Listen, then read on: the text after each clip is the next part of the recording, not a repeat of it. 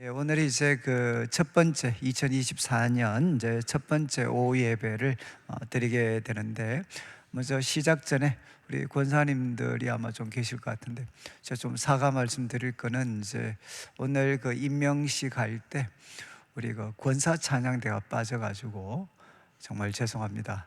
제가 이때까지 이제 그 하다 보니까 그 이제 2부, 3부 찬양대는 항상 그 같이 해왔었는데, 이제 우리 작년부터 이제 우리 권사 찬양대가 본격적으로 활동을 하다 보니까 저희들이 그 계속 이제 작년 대비하는 뭐 그래 좀 진행을 하다가 우리 권사 찬양대가 빠졌습니다. 우리 권사님들에게 정말 그 죄송한 말씀 드리고, 우리가 다음 주에 꼭 우리가 다시 한번 그 임명하는 절차를 밟도록 그렇게 하겠습니다. 이제 오늘 이제 2024년도에는 이제 시작 1월 달에 신명기 말씀을 이제 나누게 됩니다. 그런데 오늘 우리가 다루는 이 3장 말씀은, 보통 이제 신명기를 구분할 때 이제 1장부터 4장까지가 이제 첫 번째 부분입니다. 첫 번째 부분.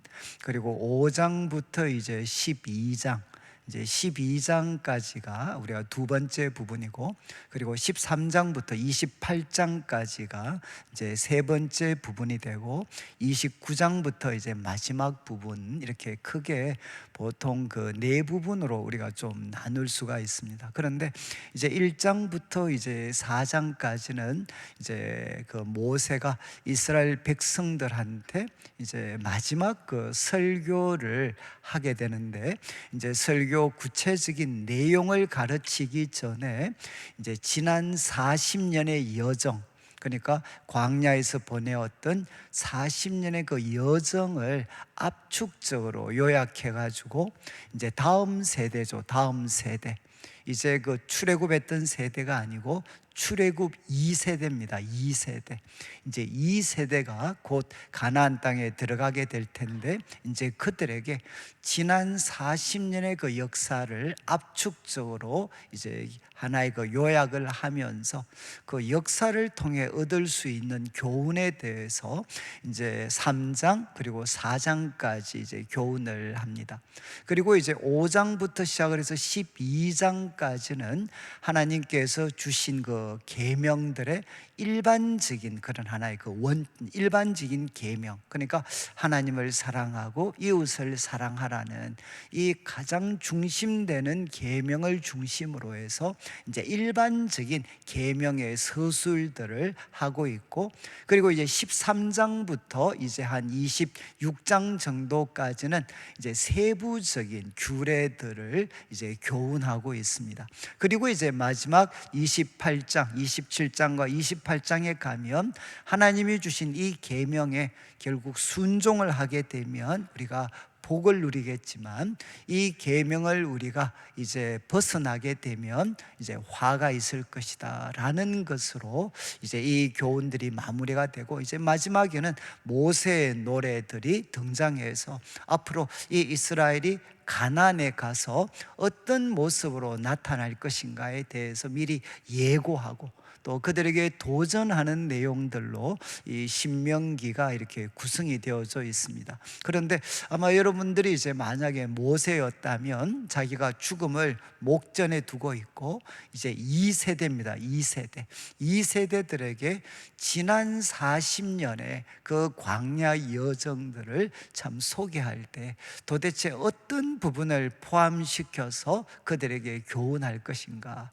아마 이건 40년 동안 얼마나 많은 일이 있었겠습니까? 그런데 이제 몇 가지만 이제 모세가 2세대들에게 교훈을 합니다. 그래서 우리 1장을 잠깐만 한번 보시면, 이제 1장 1절은 이제 장소입니다. 장소인데 그냥 쉽게 생각하시면 모압 평야입니다. 모압 평야. 그런데 이제 절을 한번 보시면 이 모압 평야가 결국 어떻게 되느냐? 모압 평야 뒤쪽에는 이제 이때까지 걸어왔던 광야입니다. 광야.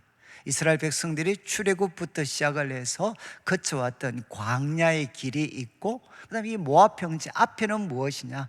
이스라엘 백성들이 차지해야 될 가나안 땅이 그들 앞에 놓여져 있습니다. 그러니까 모압 평지는 그들이 이때까지 거쳐왔던 그 광야, 그 광야의 길이 이제 뒤에 있고, 앞에는 이제 그들이 정복해야 될 땅, 이제 가나안이 이렇게 놓여져 있습니다. 그래서 우리 이제 그 매일 성경을 아마 보시면서 그 신명기에 대한 그 개론 같은 것들 여러분들이 매일 성경을 통해서 한번 보시면, 이 신명기는 그런 뜻에서 경계책이다. 경계책.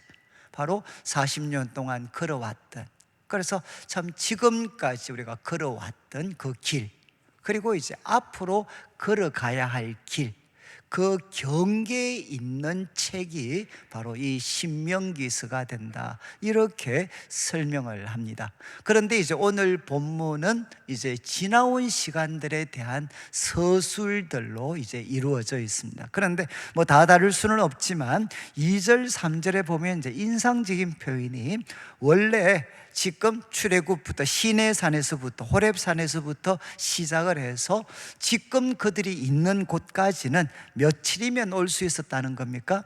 11일이면 올 수 있었다는 겁니다. 그러니까 지금 호렙산 시내산에서부터 시작해서 지금 그들이 놓여있는 이 모압 평지까지는 빨리 오면 11일, 이제 10하루길이면 올 수 있는 거리였다는 겁니다. 그런데 3절 말씀에 보시면 40째 해 11째 달, 그 달 첫째 날, 그러니까 이 11일이면 올 수 있었던 길을 이스라엘 백성들은 몇 년을 왔는가? 최소한 39년 정도를 거쳐서 여기에 도착을 했다는 것. 이 두 개의 시간, 10하루 길이었는데 무려 39년이 걸렸다는 거죠. 결국 이유는 무엇이겠습니까? 하나님이 무능해서가 아니라 그들의 불신과 원망, 그 불평 때문에 11일이면 올 수 있었던 길을 39년을 거쳐서야 이제 도착할 수가 있었다, 이렇게 기록을 하고 있습니다. 그리고 이제 이때 이 가르침이 주어졌던 것은 모압 평야인데, 바로 앞에 나왔던 사건, 이제 이스라엘 백성들이 요단강 동편을 정복했다는 겁니다. 그래서 4절에는 아모리 왕 시혼, 아모리 왕 시온을 참 죽였다. 그리고 또 이제 그 다음에는 4절 후반부에는 바산 왕 옥을 죽였다. 그러니까 이 바산 왕 옥, 그리고 시온, 아모리 왕 시온은 뭔가 하면 요단강 동쪽이 있는데, 요단강 동쪽 편에 남부 부분, 그러니까 모압, 암몬, 그리고 에돔이 차지했던 땅, 그 땅을 지배했던 왕은 누군가 하면 바로 이 아모리 왕 시온이었습니다. 그를 죽이고 정복해서 요단 동편의 남쪽 부분을 차지했고, 그리고 바산 왕 옥은 길라 지방이라고 해서 이제 요단강 동쪽 편의 북쪽 부분입니다. 북쪽 부분, 그 북쪽 부분도 이제 이스라엘 백성들이 차지를 했다는 겁니다. 이제 요단강 동편은 차지를 했고, 이제 요단강을 건너면 약속의 땅 가나안에 입성하게 되는 그런 어떤 위치, 그런 상황 속에 이제 모세와 이스라엘 백성들은 놓여 있었다는 겁니다. 그러면서 이제 이 5절 6절부터 시작을 해서 이제 모세가 이야기를 하는 거죠. 이야기. 그래서 호렙산에 있을 때 40년 전 일을 회상을 시킵니다. 그때 하나님께서 바로 내려가라, 이제 이 산에 1년 정도 있었으니까 이제 내려가라, 그리고 가나안 향해 가라, 이렇게 하나님이 명령을 하셔서 이렇게 이제는 가나안 땅을 출발을 했다는 겁니다. 가나안 땅을 향해 출발을 했다. 그런데 1장 9절부터 참 첫 번째 모세가 언급하는 사건이 뭔가 하면, 그것은 바로 자신의 그 리더십을 바로 다른 장로들과 함께 공유했던 사건을 언급을 하고 있습니다. 그러니까 이제 1장 9절에 보면, 그때 정말 가나안 여정을 시작을 할 때 나 짐이 너무 무거웠다, 그래서 혼자 질 수 없었다. 그래서 10절 말씀에 보면 참 이게 이 모세가 이렇게 합니다. 너희 하나님 여호와께서 너희를 번성하게 하셔서 오늘날 하늘의 별같이 많았는데, 11절 너희 조상의 하나님 여호와께서 너희를 현재보다 1000배나 많게 해 주시기를 그렇게 기도한다. 저는 이 9절, 10절과 11절을 보면 항상 이제 우리 박이천 목사님, 이제 우리 그 넷송교회 이제 원로 오셨던 박이천 목사님 생각이 나는데, 박 목사님이 이런 말씀 자주 하셨어요. 야, 모세가 얼마나 그릇이 큰고 하면, 이 기도를 이야기하시면서 지금도 이스라엘 백성들이 어떻게 됐습니까? 하늘의 별과 같이 하나님이 번성케 하셨다. 그런데도 모세는 뭐라고 기도했느냐? 너희 조상의 하나님께서 너희를 현재보다 1000배나 더 많게 해주시기를 그렇게 기도했다는 것. 그러면서 이제 저희들한테 그렇게 도전했죠. 이미 하나님 우리에게 주셔서 크게 번성하는 복을 누렸다 하더라도 거기에 안주하지 말고 모세처럼 1000배나 더 번성하게 되기를, 그리고 하나님이 허락하신 복 주시기를 구해야 된다. 저는 참 청년 때 그 선명하게 도전을 받았던 그런 말씀입니다. 이런 상황들을 이야기하면서 결국은 그 장로들 가운데 이제 인정받는 사람들로 천부장, 백부장, 십부장을 세우는 내용들이 이제 28절까지 기록이 되어져 있습니다. 그리고 공정하게, 사람의 얼굴 보지 않고 공정하게 결정할 수 있는 이런 지도자들을 세워서 리더십을 공유하도록 그렇게 했습니다. 그리고 이제 19절부터 시작을 해서 결국 2장 마지막 절까지는 우리가 너무나도 잘 알고 있는 가데스 바네아 사건입니다. 지금 이제 리더십 공유하게 된 것 이야기하면서, 아니 지금 호렙산 출발해서 바로 10하루길이면 갈 수 있었는데 이렇게 38년, 39년을 방황하게 되었던 결정적인 사건이 무엇이냐? 가데스 바네아에서, 이제는 바로 지금 이스라엘 백성들이 서 있는 곳입니다. 38년 전에도 바로 여기 왔었는데 하나님 올라가라고 했는데 그때 바로 정탐꾼 보내고 또 보고받으면서 우리는 절대로 차지할 수 없다. 그때 믿음으로 반응하지 못해서 하나님이 분노하시고, 그리고 또 이제 하나님이 이렇게 분노하셨을 때 이스라엘 백성들은 청개구리 같이 이제 하나님 그래 광야로 가라 라고 이야기할 때 또 다시 올라가겠다고 하나님 앞에, 그런데 하나님은 약속해 주시지도 않았는데 그때 이스라엘 백성들은 쓰라린 패배를 당하게 됩니다. 그래서 이 가데스 바네아 사건 때문에 이스라엘 백성들은 38년, 이제는 참 그 광야에서 1세대가 다 죽게 되고 40년 광야의 시간이 바로 이 사건을 통해 결정되어졌습니다. 그래서 그 아픈 사건을 이스라엘 백성들의 2세대들에게 이제 모세가 이야기를 합니다. 그런 다음 이제 2장에는 이제 이스라엘 백성들이 가나안 땅이 아니라 가데스 바네아에서의 불순종 때문에 그들은 가나안 땅이 아니라 광야로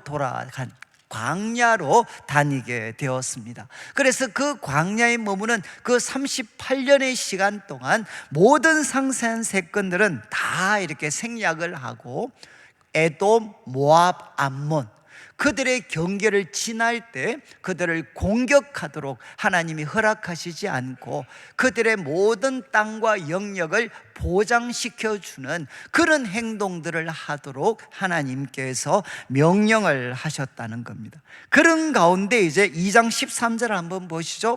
2장 13절이 뭔가 하면 이제 광야에서 이 모든 방황의 시간이 끝나고 이제는 가나안을 향해서 본격적인 전쟁과 싸움을 시작하게 됩니다. 그래서 2장 13절에 너희는 일어나서 세례 시내를 건너라. 그러면서 14절에 이제 38년 동안 이까지 오는데 38년 걸렸는데 하나님께서 말씀하신 대로 1세대는 다 죽게 되었습니다. 1세대는 다 죽게 되었습니다.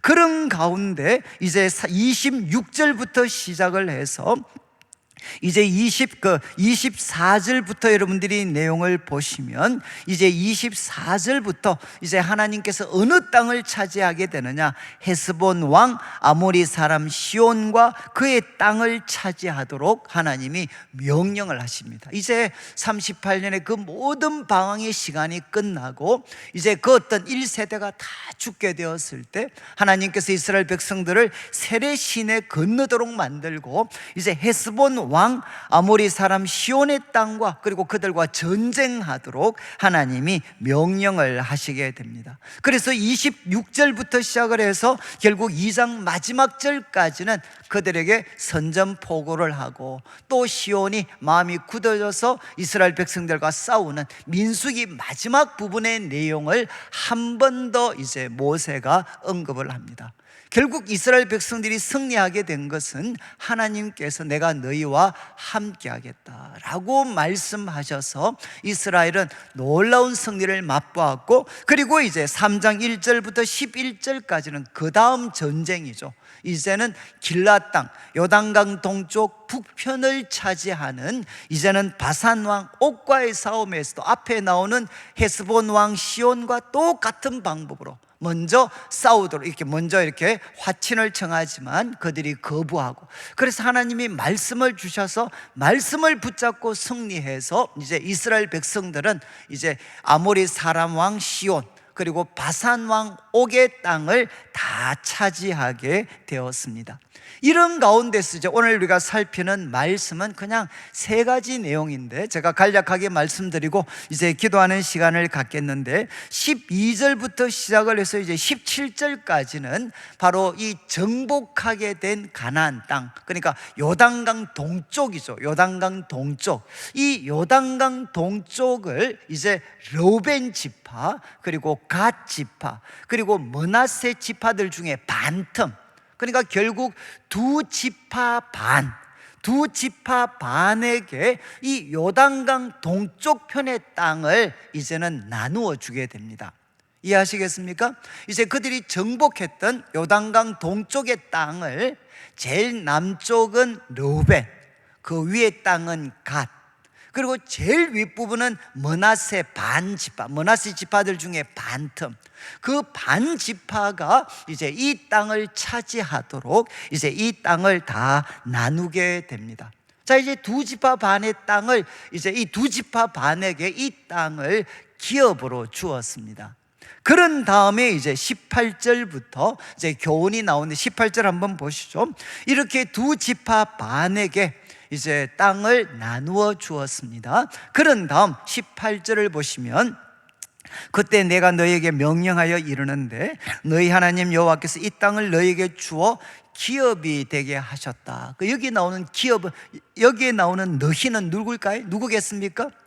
여러분, 지금 바로 이 땅을 너희에게 주어 기업이 되게 하셨다. 너희의 군인들은 무장하고 형제 이스라엘 자손의 선봉이 되어 건너가라. 여기 나오는 너희는 누구겠습니까?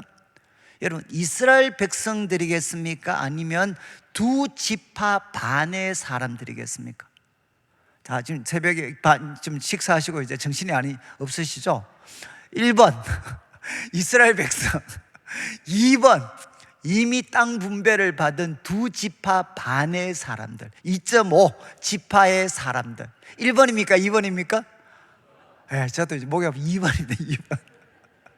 이미 땅 분배 받은 사람들한테 모세가 주는 명령입니다. 이거 잘 한번 보시면, 여러분 이제 두 지파 반 땅을 차지했습니다. 그런데 그들에게 뭐라고 명령하느냐? 너희 군인들은 무장하고 특별히 너희 형제 이스라엘 자손의 선봉이 되어 건너가라. 이렇게 이제 하나님께서 모세를 통해 명령을 하십니다. 대신 19절과 이제 19절은 그렇지만 가족들은 이미 차지한 성읍에 머무르도록 했습니다.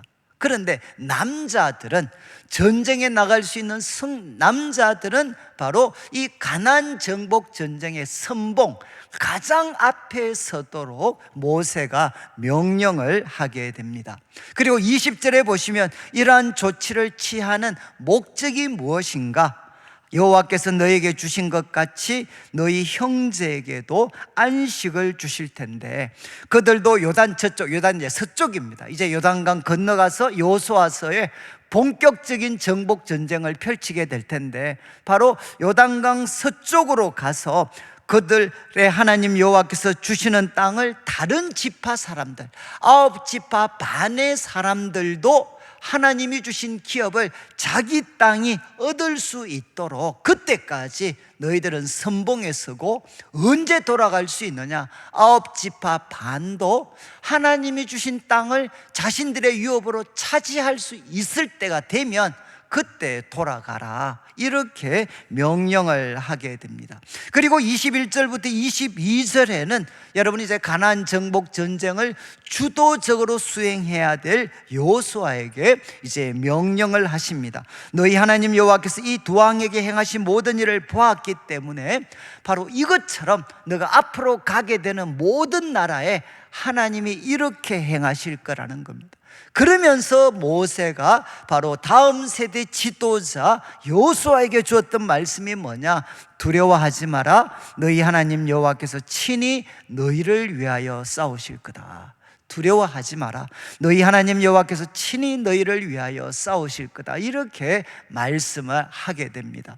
제가 이 부분에 대해서 그냥 한 가지만 좀 말씀을 드리면, 저는 이 구절에 대해서 제가 잊을 수 없었던 게 언젠가 하면, 이제 지금은 그 과거 영동교회 이제 섬기시다가 지금 이제 분당 샘물교회 이제 개척하시고 섬기셨던 우리 목사님이 계셨습니다.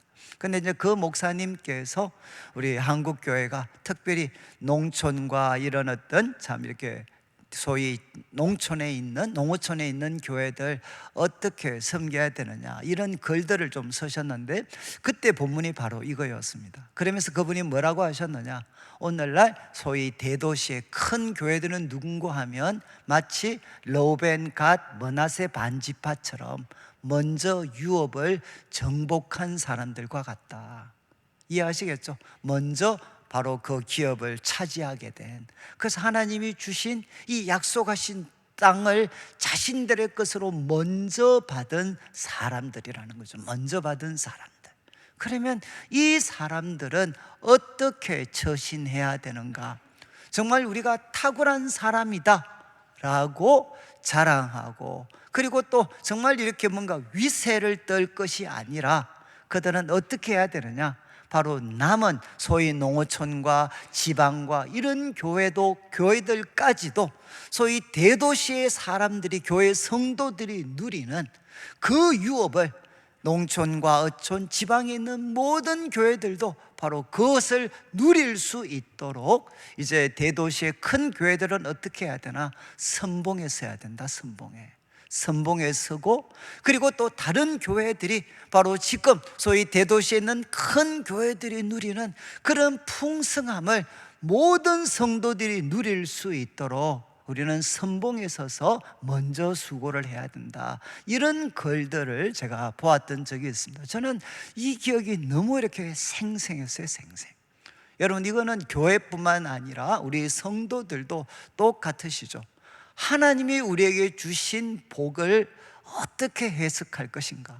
내가 탁월하다는 것에 대한 정명인가? 아니면 두 지파 반처럼 하나님이 주시는, 하나님께서 자기 백성들에게 약속하신 복을 먼저 차지했던 두 지파 반과 같은 사람인가? 여러분, 우리가 냉정하게 본다면 이 두 지파 반의 사람들처럼 하나님이 약속하신 복을 먼저 맛본 사람들이죠. 그러면 그들은 어떻게 해야 되느냐? 여러분, 자랑하고 흥청망청 누릴 것이 아니라 바로 선봉에 서야 된다. 선봉에 서서 다른 성도들도 본인들이 누리고 있는 소위 하나님의 이 큰 은혜와 복을 다른 성도들도 누릴 수 있도록 여러분, 싸우고 헌신하는 일에 앞장을 서야 된다. 여러분, 바로 이것이 있었기 때문에 이스라엘 백성들은 어떻게 됩니까? 먼저 이 두 지파 반이 땅을 차지했음에도 불구하고 이들은 하나됨을 유지하고 하나됨으로써 바로 가나안 땅을 차지할 수 있게 되는 거죠. 그런데 이제 한국 우리가 교회 같은 경우는 여러분, 참 저도 이렇게 한 번씩 제가 이제 서울에 가면 좀 약이 오를 때가 먼저인가 하면 아마 지방 우리 시골에 계시는 더 심하겠죠. 정말 우리 대구에서 이렇게 잘 키워놓으면 애들이 이제 서울 가는 거죠. 그러면 이제 제가 한번 좀 뭐라고 할까, 닭 쫓던 개가 이제 지붕 쳐다보는 거 비슷하게 실컷 키운다고, 예? 그 애들 어릴 때부터 사춘기 때부터 방황할 때리 다 붙잡아서 그 고생해놔 놓으면 이제, 예? 서울 가가지고 이제 거기 있는 거죠. 그러면 서울 있는 교회는 이제 뭐가 됩니까? 이건 뭐 그냥 앉아서 날로 먹는 거죠, 날로. 그래서 제가 참 이제 죄송하지만 저는 제가 목사의 양심에 저는 이 설교는 못 하겠어요.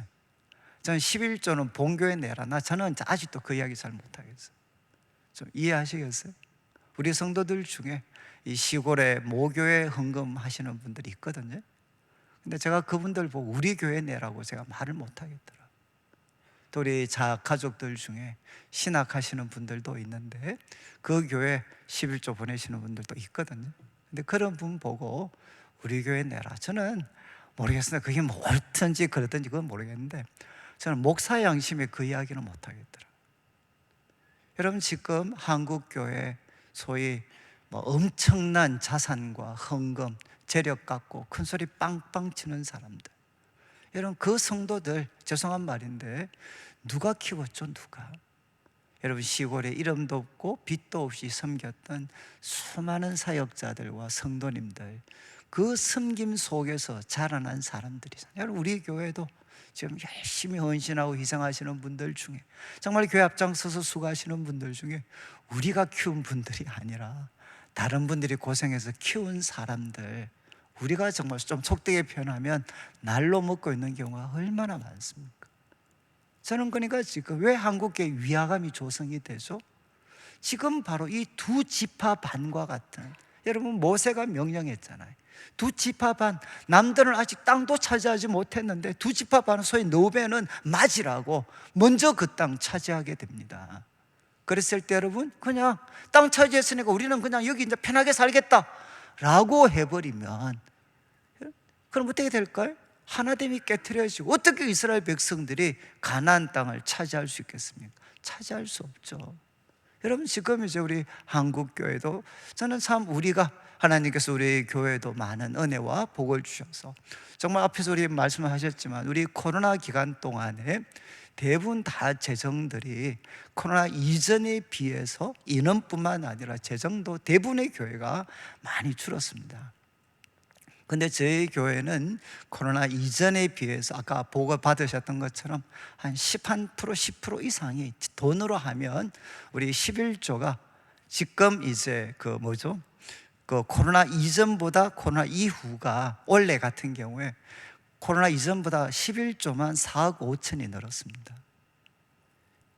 제가 말씀드리려고 하는 것은 뭔가 하면 숫자는 아직 그 코로나 이전과 지금이나 큰 차이가 없어요.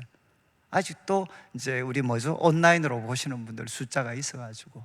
근데 왜 숫자는 그대로인데 11조가 4억 5천이 늘었을까요?